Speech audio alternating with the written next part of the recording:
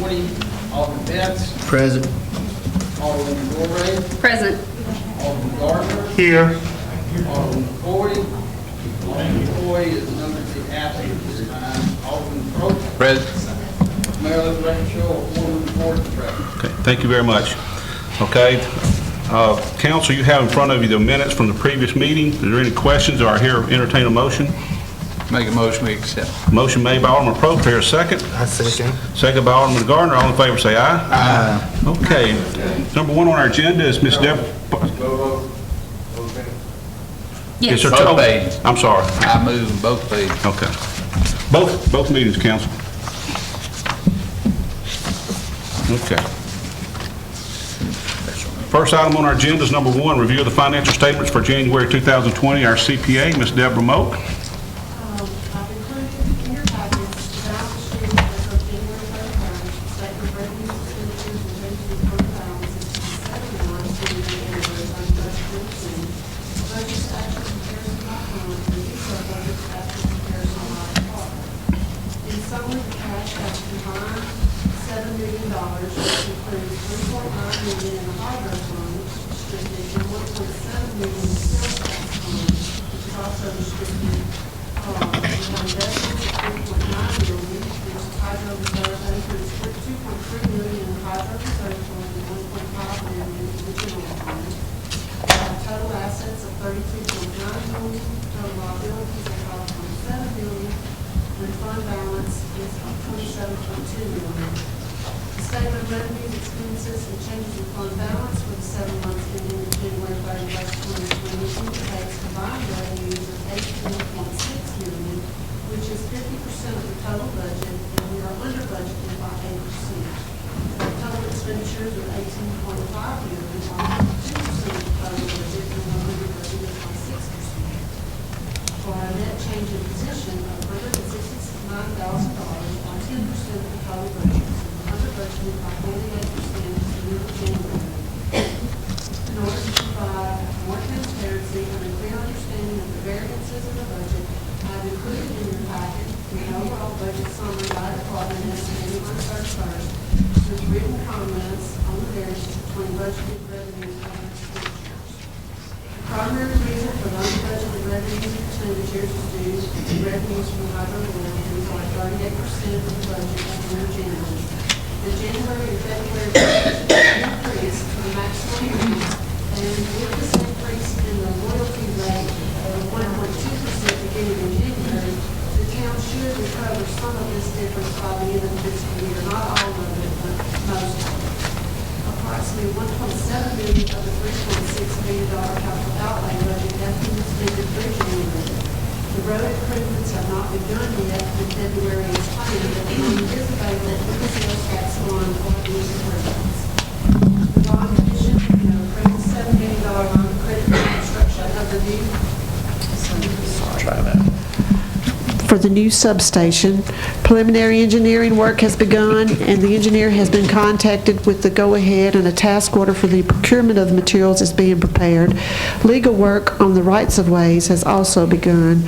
Preliminary work has begun on the 2021 budget. We plan to have a budget presented to the board at the regular May board meeting, and a public meeting to discuss will be scheduled by the end of May. At the present time, it's too early to amend the 2019 budget or 2019-20 budget, but it will need to be amended before the end of the fiscal year. So Okay. there's Thank you, Deborah. questions. One of the things she alluded to was on the hydro. Back when we did our budget, we didn't know they shut down almost a month and did some repairs. If any of y'all went down there, you might have saw that they actually cut the water off. You could go down in where those turbines are, and I think they had it shut down over probably a month. And so some of those revenues they didn't produce during that time, so it was a little less. We didn't know that was the schedule, so we'll be a little off, but I think it's going to build back up. But it's a good report. I want to commend all of our departments. They're doing a good job. They're being real frugal with what they're doing with their spending and all. We have had to spend some money on our water plant, and I'm going to let Ricky tell you a little bit of things that we've done. And we did this in-house. We did filter beds, and we also did some work on our main water well over on the river. If you've seen that big crane over there pull out this pump and all, Ricky, you want to tell them what all we did over there? We had to go down and respiratory deal I got going on. We had to go down and replace the pump in well 2, one of our 3 wells. It was just wore out from years of use. 50 years old, I'm not sure exactly how old it is, but we had to go down home and replace the well, clean the screens to get our pumping volume back up. That well wasn't able to keep up with the demand to run the city, so that was an absolute must. We had to do that. And also the other expense he was talking about, the softener system.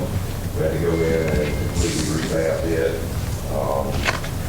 New media in the filters, and that was a pretty big ordeal. We got through it. I think water quality is back now, and hopefully we've got through 2 big hurdles. And that'll be it for a while. Okay. All right.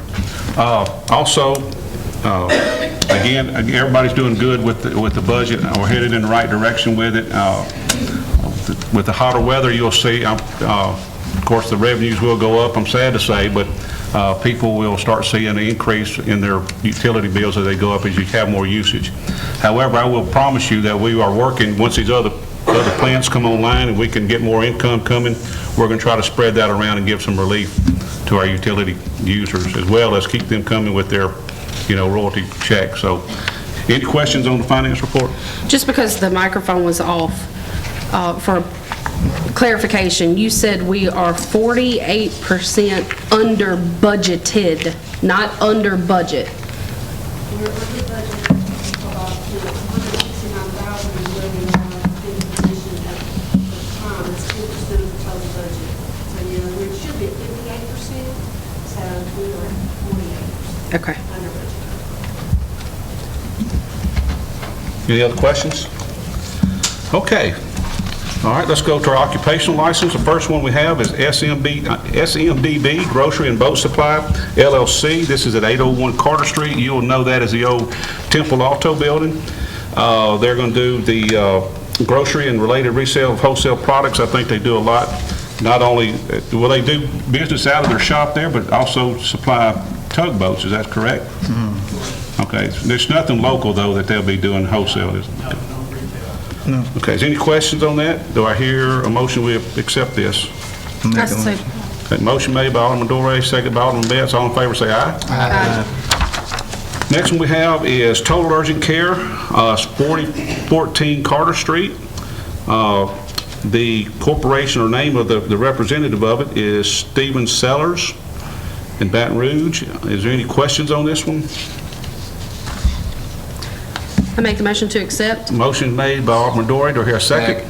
Second. Second by Alderman Probst. All in favor say aye. Aye. Are any of these people here, by the way?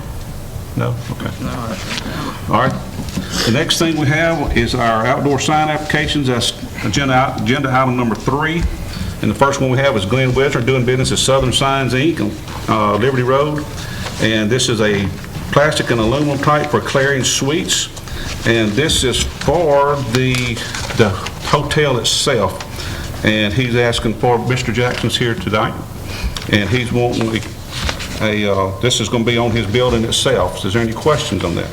I make the motion to accept. Second that motion. Motion made by Alderman Dorey, second by Alderman Gardner. All in favor say aye. Aye. Okay. The next we have is Security Finance is asking for an application, and they got an approval last time, but they're changing it a little bit. And you'll see those changes. Is there any questions on that?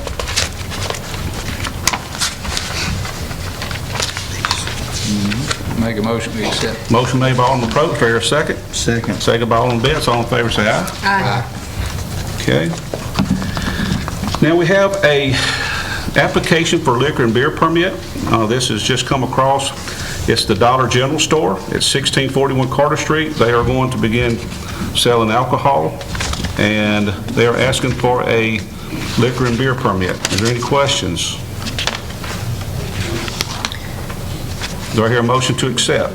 Make a motion we accept. Motion by Alderman Probst. Do I hear a second? I second. Second by Alderman Gardner. All in favor say aye. Aye. Okay. Now, That's complete. Number 3, we're going to go to, well, and 4. Number 5 is a presentation by AirMed Care Network on the renewal of the town membership for 2020. Ms. Patricia Lazan, member sales manager for AirMed, is here if we have questions. But I will let her go ahead and tell you, our residents, what that service provides. By you being a Vidalia resident, the town each year pays a fee to AirMed that covers any of our residents if they invite, in case they have to be flown somewhere for medical treatment. It's no cost to you. So, Patricia, if you would go over that with them. Sure. I've got some statistics for everybody. Deborah, excuse me, can you give her that mic, let her?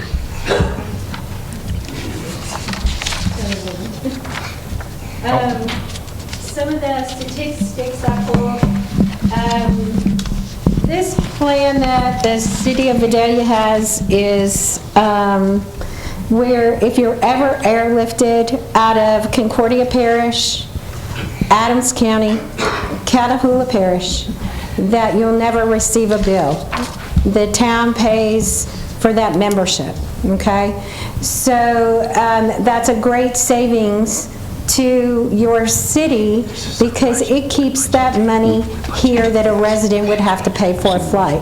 The average flight right now at this time averages anywhere from 30 to 40,000 or more.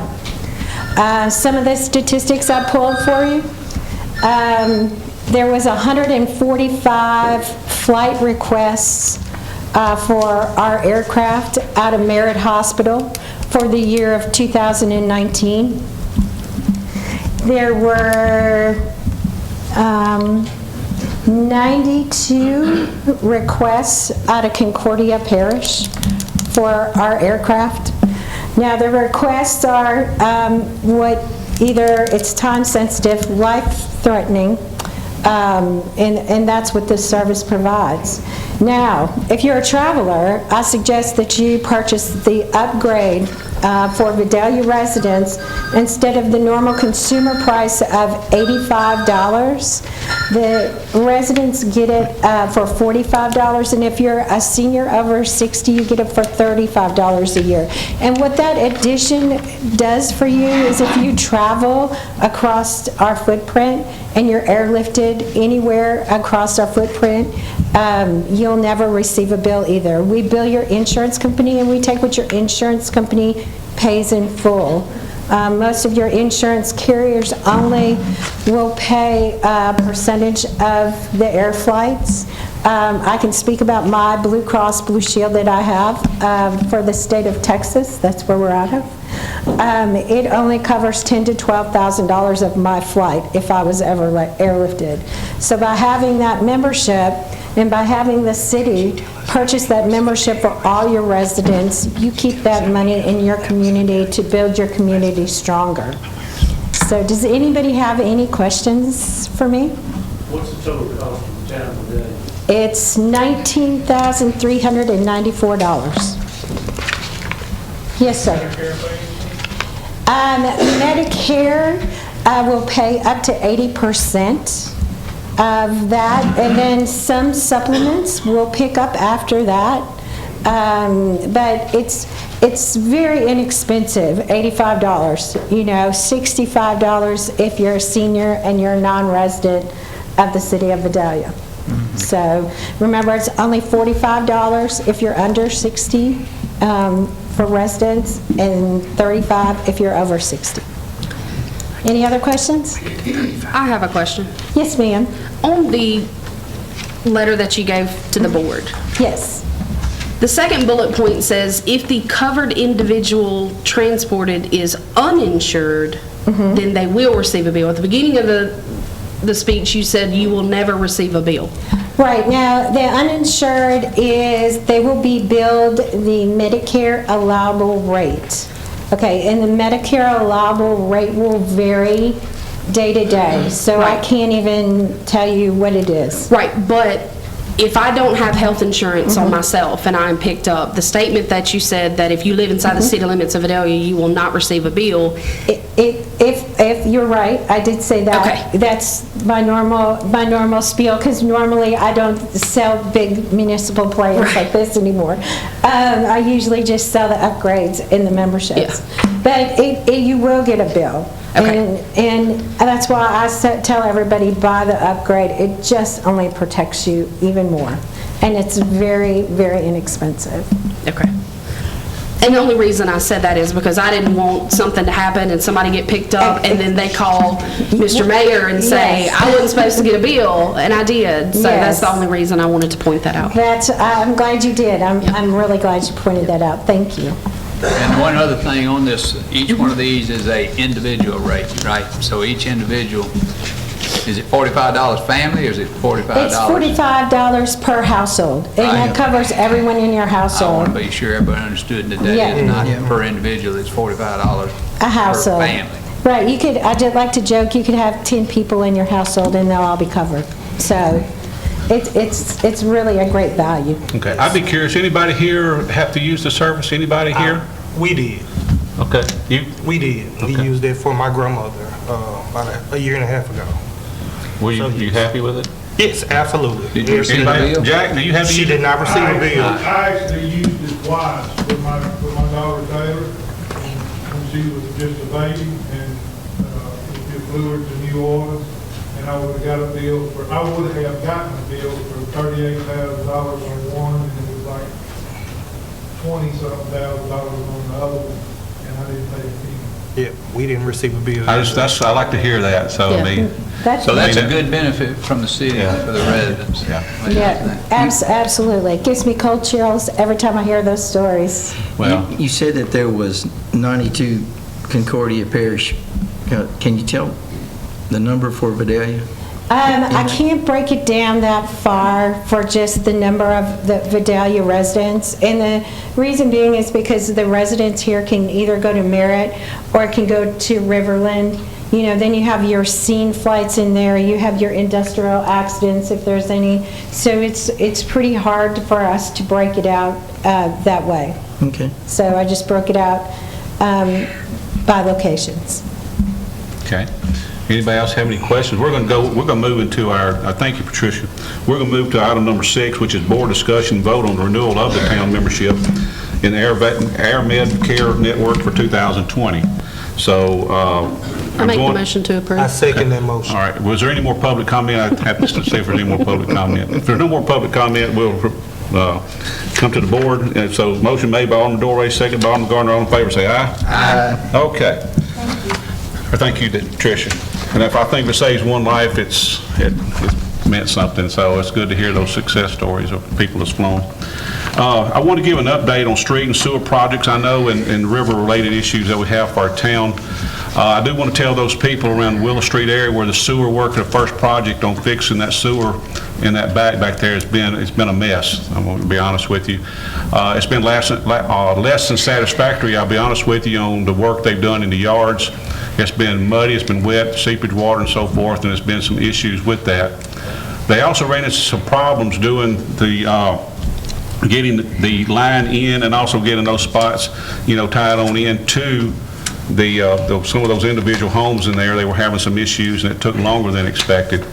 However, I do want to assure the residents there that now they're through with the work. All the sewers are now open and working. However, now the work's going to begin on rehabbing their yards and any kind of fences and things of that nature that was torn up.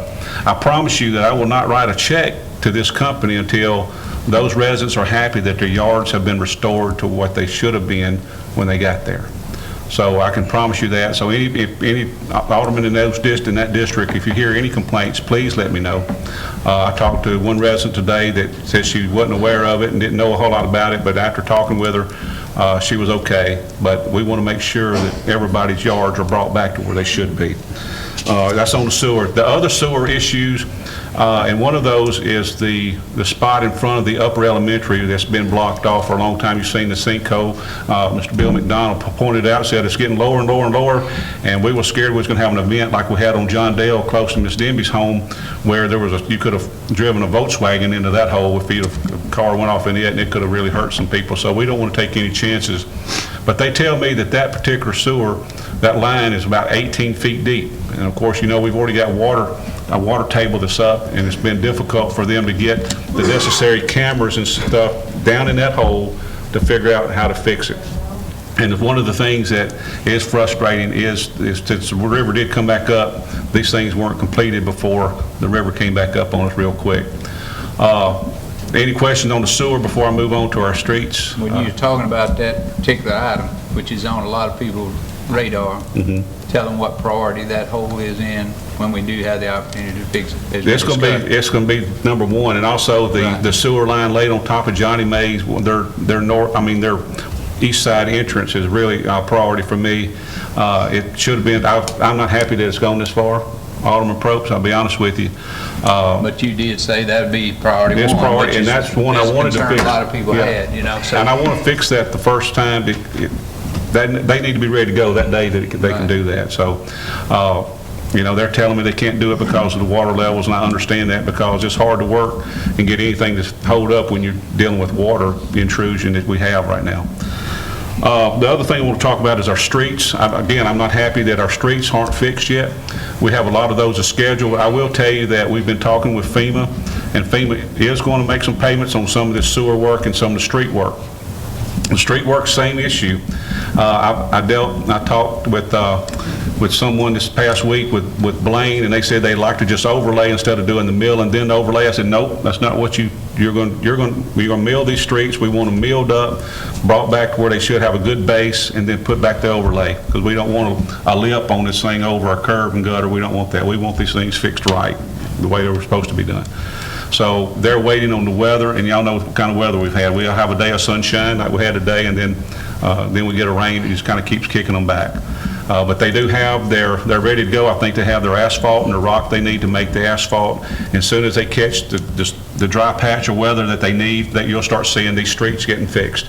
I wanted them to start on Riverside, Linden, and Wilson. However, those areas are being hit real bad by seepage right now. And so Apple Street is the next one that's really bad, and also the end of Peach and some other areas. Elm Street is another one on our radar, but those are being hit real hard with seepage water right now.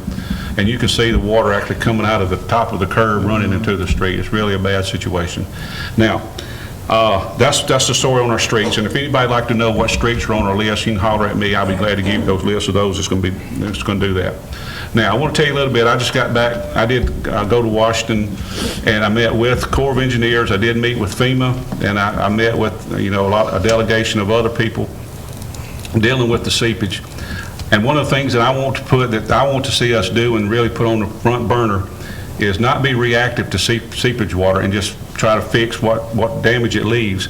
I'm trying to be proactive, and I visited a long time with Colonel Hilliard with the Vicksburg District, and also Colonel Sattinger, and he's in the Rock Island District, about what can we do, and engineers to get down here to figure out how can we stop the seepage. And they're investigating right now, and they said one of the things is maybe increase the berm of the levee around the whole town, because we're basically the river goes all the way around us. It's almost in a bowl. So you're getting hit by all sides and pressure. But also to look at, have hydrology reports come in and say where we have the biggest infiltration. If anybody went to the forum, they'll know that we had a local farmer, Mr. Tim Welch, may had a good recommendation. He said down where he farms below town, they put in water wells, and that kind of eased up the seepage water on their fields down there. So that's another issue we're going to look at.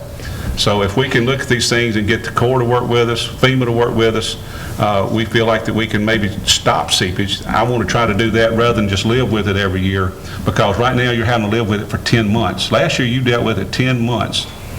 And also they had a press release, and Vidalia was on the, I got to talk about Vidalia's plights. We were at flood stage or longer than any town in the history of the United States. 270 days we were over flood stage. But I told them, I said, you can go to Vidalia and you're not going to see houses underwater. You're not going to see streets underwater. But we have the effects of water. We can't enjoy our properties, especially in District 1, 2, and places in 3. because the seep you can't get in your yard, because your children can't play in the yard. They can't play anywhere because you can't cut your grass. There's bug infestation, so it's really a bad problem that we really need to address, and it's something we're going to tackle head on, I feel like, in these next few years, is to try to address this. And we're going to try to get the help and the government help to really address these issues. And I hope we can all work together to try to get that. I do ask you to be patient, because those of us who have to deal with FEMA and the state, it is very frustrating when they tell you, well, this is going to be a project, it's going to take 3 to 4 years to get done, and permits and all that. It's frustrating. You know, in our businesses, we have a problem, we got to fix it then. We can't wait 3 or 4 years. We get it and do it and get it repaired then. That's not the way it works with the government, and I'm sorry about that, but it's the way that they've been doing. So the river, thank God, is starting to fall. Lee, you want to tell them where we're at on the pumps on the riverfront, what you did today? All the pumps on the riverfront are in the all position except for one, and that is the pump in front of the River Bridge Hospital there. So all the rest of the valves going to the river for rainwater are open, and the pumps are in the off position except for the one in front of Thomas, and we will open it in the morning at 7 o'clock. Okay. They'll all be open tomorrow. So if the river's gotten low enough where we can let the natural drain of the riverfront drain into the river now, instead of having to close those and pump the water out when we have rainwater and rain events, what we've seen a couple of times last year when it was flooded. So thank you, Lee, for doing that. But, you know, Lord willing, prayers, you know, the river keep on going down and we get it down where we can finish these projects. So the only other thing I would say is, if anybody has any questions on this stuff, I'll stay after the meeting. If you want any information, I'll be glad to give that to you. But I will also say that they also, the FEMA has put out the new guidelines for the pre-mitigation disaster money, relief money, to maybe fix, you know, if you're going to have, you know, the riverfront flood, you know, there's monies available to come up with some solutions to keep the hotels and hospitals and different assets safe and not have to close them, and a good safe way to stop the river from coming on that. So we're working on that, and that application process is going to start in August or September this next year. We're going to be ready to do that. So I'm real encouraged by that. So that's all I had. This ends our agenda. So if last item is to adjourn. I hear a motion to adjourn. Motion made by Alderman Gardner. I hear a second. Second by Alderman Probst. All in favor say aye. Stand adjourned. Thank you all so much.